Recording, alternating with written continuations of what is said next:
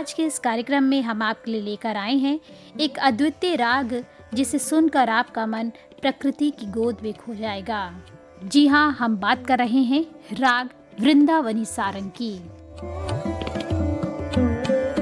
राग वृंदावनी सारंग, जैसे कि इसके नाम से स्पष्ट है, वृंदावन की प्रकृति से जुड़े भावों को ये व्यक्त करता है।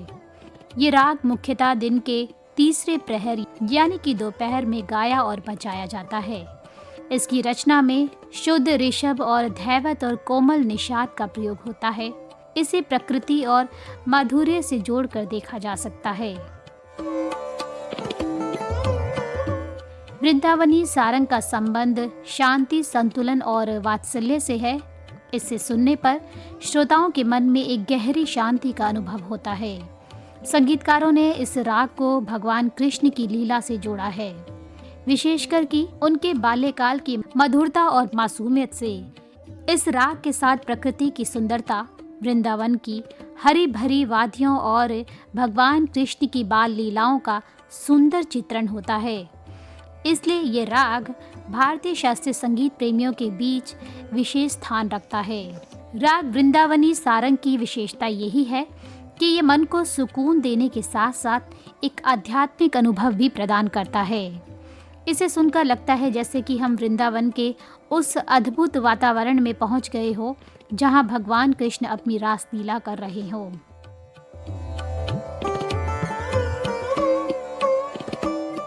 राग वृंदावनी सारंग का संबंध काफी ठाठ से माना जाता है।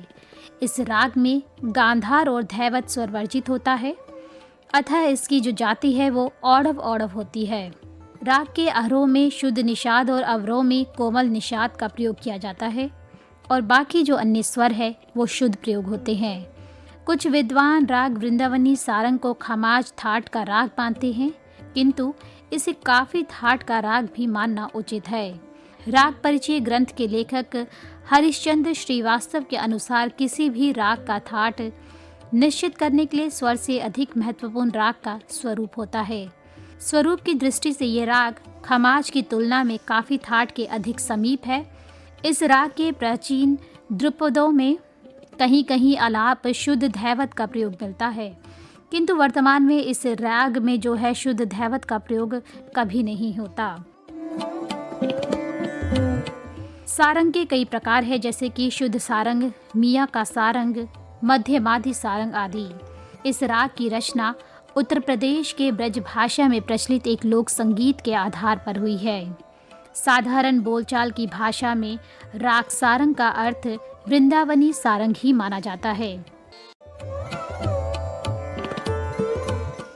फिल्म संगीत में रागों का सर्वाधिक उपयोग यदि किसी संगीतकार ने किया है तो वो है नौशाद अली। फिल्म संगीत के क्षेत्र में नौशाद को उनके समय तक का सर्वाधिक प्रतिष्ठा प्राप्त थी।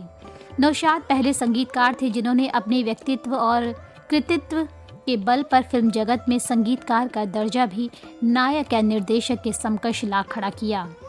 नौशाद ऐसे संगीतकार थे जिन्होंने फिल्मों में अपनी रचनाएं भारतीय संगीत पद्धति के अंतर्गत विकसित की। उन्होंने राग आधारित स्वर क्रम के साथ कभी तो विशुद्ध शास्त्रीय बंदिशें सृजित की तो कभी शास्त्रीय संगीत के आधार पर लोक संगीत के अस्तित्व को स्वीकार करते हुए बहुत ही सरस और मीठे गीत रचे थे। ऐसा ही एक राग आधारित गीत था जो कि 1966 में दिलीप कुमार और वहीदा रहमान की फिल्म दिल दिया दर्द लिया में प्रदर्शित हुआ था। फिल्म के गीतकार शकील बदायूनी और संगीतकार नौशाद थे। फिल्म में नौशाद के स्वरबद्ध पर कई राग आधारित गीत है। इनमें से एक गीत था सावन आए या ना आए। ये राग वृंदावनी सारंग पर आधारित था। राग वृंदावनी सारंग के स्वरों पर आधारित ये इतनी विराट और कसी हुई रचना है कि फिल्मी गीतों में राग का इतना सफल रूपांतरण बहुत कठिनाई से परालक्षित होता है। जिस प्रकार मल्हार को वर्षा ऋतु का राग माना जाता है, उसी प्रकार राग सारंग को ग्रीष्म ऋतु का राग माना जाता है। दोस्तों, अब आगे बढ़ते हैं और बात करते हैं राग वृंदावनी सारंग पर ही फिल्माए गए हिंदी फिल्मी गीतों के बारे में। तो सबसे पहले तो इससे जुड़ा एक दिलचस्प सा किस्सा मैं आपको सुनाती हूँ। ये कहानी है तब की, जब साल 2017 बीत रहा था। साल 2017 के बड़े विवादों में एक विवाद फिल्म इंडस्ट्री से भी जुड़ा रहा है। उस विवाद के बारे में तो आप जानते ही होंगे। संजय लीला भंसाली की फिल्म पद्मावती को लेकर विवाद काफी समय तक गर्म रहा था। करणी सेना पूरे देश में इस फिल्म को लेकर विरोध कर रही थी। फिल्म की रिलीज पर भी संकट के बादल थे। देश के बाहर भी डिस्ट्रीब्यूटर्स फिल्म को लेकर आशंकित थे। फिल्म सेंसर बोर्ड, मंत्रालय से लेकर फिल्म इंडस्ट्री के तमाम बड़े नाम इस विवाद में कूद चुके थे। फिल्म मलिक मोहम्मद जायसी की रचना पद्मावत पर आधारित थी। फिल्म में दीपिका पादुकोण, शाहिद कपूर और रणवीर सिंह मुख्य भूमिका में थे। फिल्म के प्लॉट में अलाउद्दीन खिलजी और पद्मावती के संबंध है और इन दोनों को लेकर फिल्माए गए सीन्स को लेकर घनघोर विवाद चला था। खैर, विवाद फिल्म के एक गीत घूमर को लेकर था, जो दीपिका पादुकोण पर फिल्माया गया था। इस गाने में दीपिका पादुकोण ने राजस्थान का पारंपरिक लोक नृत्य किया था। इस गाने को श्रेया घोषाल ने गाया था। गाना चित्तौड़गढ़ के किले में शूट किया गया था। इस गाने को लेकर बवाल इसलिए था क्योंकि करणी सेना का कहना है कि इस गाने में जिस तरह एक शतरानी को खुलेआम नृत्य करते हुए दिखाया गया है, वो परंपरा के खिलाफ है। इसके अलावा इस गाने में जिस तरह की पोशाक दीपिका पादुकोण ने पहनी है, उसके खुलेपन को लेकर भी खूब विरोध हो रहा था। तमाम विरोध के बाद भी इस गाने को रिलीज किया गया था, जिसे करोड़ों लोगों ने देखा। खैर चलिए, ये तो बात हुई विवाद के प्रसंग की।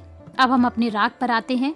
तो आपको बता दें कि इस गीत का जो मैं जिक्र कर रही हूँ बार बार, ये आपको, ये जो गीत था ये भी राग वृंदावनी सारंग पर ही आधारित था। राग वृंदावनी सारंग की जड़ में हमारे लोक संगीत की खुशबू है, जो आपको घूमर गाने को सुनकर आसानी से समझ आ रही होगी। राग वृंदावनी सारंग के आधार पर इससे पहले भी कई लोकप्रिय गाने कंपोज किए गए हैं। गुजरे ज़माने का एक ऐसा ही गाना फिल्म नागिन का है, जो कि 1954 में रिलीज हुई। इस फिल्म का संगीत जाने माने कलाकार हेमंत कुमार ने दिया था। इस फिल्म का ये गीत लोगों की जुबान पर आज भी है, जो राग वृंदावनी सारंग पर ही आधारित था, जिसके बोल थे जादूगर सैया छोड़ो मोरी भैया। इसके अलावा राग वृंदावनी सारंग पर 50 से लेकर 90 के दशक में कई फिल्मी गाने भी कंपोज किए गए थे। राग वृंदावनी सारंग पर आधारित फिल्मी गानों में 1943 में रिलीज फिल्म तानसेन का घटा घनघोर, 1959 में आई फिल्म रानी रूपमती का आजा भंवरा सूनी डगर, 1964 में आई फिल्म कश्मीर की कली का हाय रे हाय, ये राग वृंदावनी सारंग पर ही आधारित था। इसी प्रकार से 1966 में एक फिल्म आई थी दिल दिया दर्द लिया का सावन आए ना आए, जिसका कि मैं जिक्र पहले भी कर चुकी हूँ। और 1963 में एक फिल्म आई थी रुदाली का झूठी मूठी मितवा आवन बोले, ये राग वृंदावनी सारंग पर ही आधारित था। इस प्रकार से हम देख सकते हैं कि किस तरह से राग वृंदावनी सारंग का जो उपयोग है फिल्म जगत में किया गया था, और जिसे सुनकर की बेहद ही सुकून मिलता है। तो चलिए, हमेशा की तरह अब हम आपको लेकर चलते हैं इस राग के शास्त्रीय पक्ष की ओर।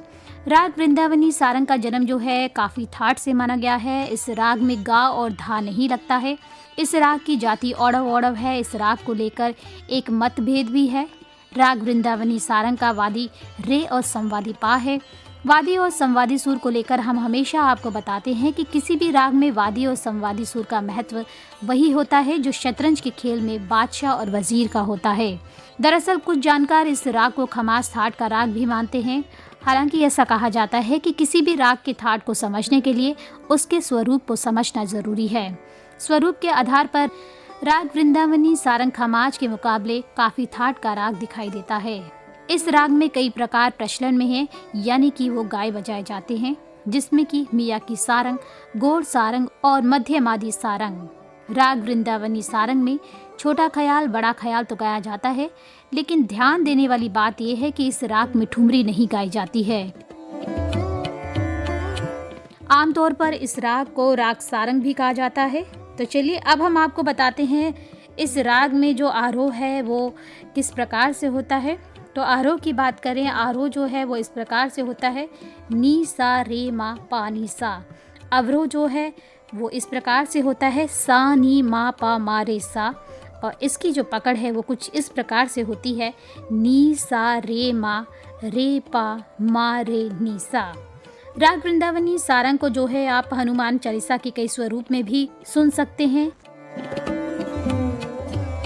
तो श्रोताओं, आज के कार्यक्रम में बस इतना ही, और हमें उम्मीद है कि आपको आज का ये संगीत में सफ़र पसंद आया होगा।